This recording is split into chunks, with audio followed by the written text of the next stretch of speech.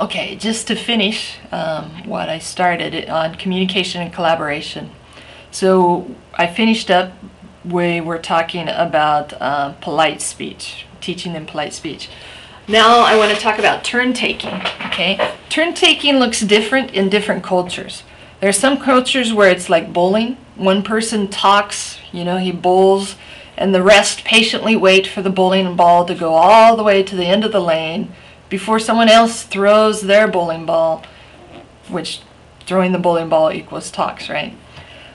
Other cultures are like tennis, where one person speaks briefly and then turns the conversation over to another person who says something short and returns the conversation to the first person or someone else in the group. Still, other cultures are like rugby, where one person takes off with the conversation being the ball, and keeps it until someone else takes it away from them, interrupts, okay? So they may have the ball or the conversation ball for a long time. American culture has been compared to ping pong, where the conversation should include brief and numerous exchanges. No wonder it can be so difficult for a second language learner to talk to a native English speaker who's not sensitive to the cultural differences. So students need to learn about turn-taking. They also need to learn how to politely interrupt each other and how to recognize the physical signs that someone else wants to say something. These signs could include leaning forward on the chair, a slight opening of the mouth.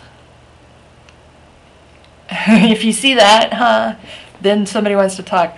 Maybe you see a little finger come up. Maybe they're not going to raise their hand, but they might have a little finger there. I'm trying to find the camera that they just raise a little bit or something. However, if two people are talking through the computer without the aid of a webcam, they're going to need to put pauses in their conversations. They're going to need to learn to put pauses in the conversation. You're going to have to tell them that. And usually the pauses come at the end of sentences. And that allows the other person a chance to join the dialogue.